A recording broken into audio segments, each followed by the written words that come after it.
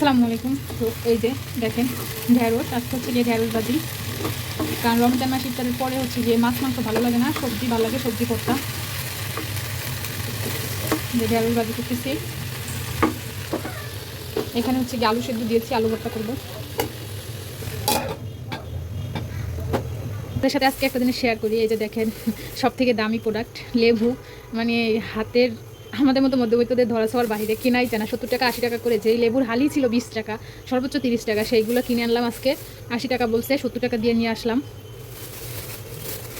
এই যে অবশ্য এগুলো হচ্ছে কি একটু রস আছে ভিতরে, আর বাহিরে এগুলো বাজারের ভিতর থেকে নিয়ে আসছি, যেগুলো আপনার বাহিরে ব্যানে বিক্রি করে ওইগুলোই 70 টাকা করে চায়, ওগুলোরা 50 টাকায় ছেড়ে দেয়, 50 টাকা 60 টাকা ছেড়ে দেয় এরকমের। তো এটা ভিতর থেকে নিয়ে আসছি যাতে রস আছে। ইফতারির জন্য হচ্ছে কি আনারস, এখানে আছে হচ্ছে গিয়ে তরমুজ বের করে রেখেছি, হচ্ছে গিয়ে অল্প কটা ডাল ভিজিয়ে রেখেছি। আমি অল্পই করি কারণ আমরা মানুষ হচ্ছে গিয়ে 3 জন, বাবু সহ, বাবু এরকম একটা খায় না। আর আমি সবসময় মুসুরের ডাল দিয়েই করি পেঁয়াজুটা, তাহলে পেঁয়াজুটা অনেক ভালো হয় খেতে। সিক্রেট শেয়ার করি, সবসময় হচ্ছে গিয়ে ঢ্যাঁড়স ভাজিতে একটু তেল বেশি দিবেন। এই যে দেখতে পাচ্ছেন আমি আর একটু তেল দিব, তাহলে হচ্ছে গিয়ে ঢ্যাঁড়সটা ভাঙে না, একদম ঝরঝরে থাকে।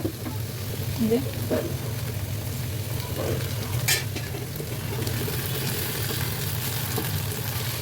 আর রান্নাটা শেষে কড়াইটা একটু করে রাখলে, মানে কাত করে রাখলে তেলটা হচ্ছে গিয়ে নিচে এসে জমে যায়, তখন হচ্ছে গিয়ে আপনার উপর থেকে ঢেঁড়সটা উঠিয়ে নিলেই হয়ে যায়।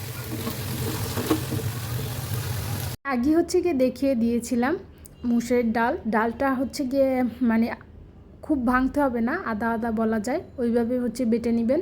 আর সাথে হচ্ছে গিয়ে আমি হচ্ছে পেঁয়াজটা আমি বেশি দেই, পেঁয়াজ কুচি কুচি করে দিয়েছি, আর কাঁচামরিচ ধনেপাতা দিয়েছি, সাথে হচ্ছে লবণ, সামান্য পরিমাণে হচ্ছে গিয়ে একটু হলুদের গুঁড়ো দিয়েছি।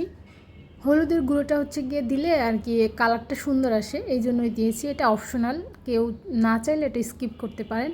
আর হচ্ছে গিয়ে আমি চালের গুঁড়ো দিয়েছি। আর আমি হচ্ছে গিয়ে বাজারের বেসনটা ইউজ করি না, আমি নিজেই তৈরি করি। তো আমার বাসার বেসন শেষ হয়েছে, এই জন্য আমি একটু আটা দিয়ে দিলাম। আর হচ্ছে সামান্য পরিমাণ পানি দিয়ে একটু হাত দিয়ে মেখে তারপর হচ্ছে গিয়ে আমি পেঁয়াজুটা চুলায় বসিয়ে দিলাম, এই যে দেখতে পাচ্ছেন। এবং জালটা কিন্তু খুব মিডিয়ামে রাখবেন, খুব বেশি হাই হিট দেওয়া যাবে না, আবার খুব বেশি লো করা যাবে না।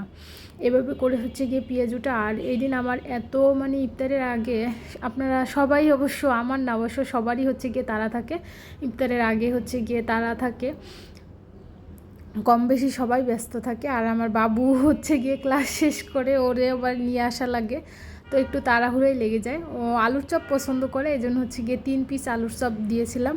বাট মরিচ নিয়ে আসছিলাম, মরিচগুলো এত পরিমাণে ঝাল ছিল। তো এই যে দেখতে পাচ্ছেন, এখানে হচ্ছে আজকের ইফতার। বুট ছিল, বুটের পাশে হচ্ছে গিয়ে আমি লেবু একটু কুচি কুচি করে কেটে নিয়েছি। আর এখানে হচ্ছে গিয়ে পেঁয়াজু, আলুর চপ, আর আমার সাথে আমার বাবুর জন্য অল্প কিছু চিপস ভেজে দিয়েছি, খেজুর, আনারস, তরমুজ, আর হচ্ছে বেলের শরবত।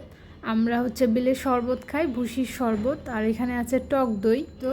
তো এই হচ্ছে আজকের ইফতার। তো আজকের মতো এখানেই বিদায় নিচ্ছি। আল্লাহ হাফেজ, আসসালামু আলাইকুম।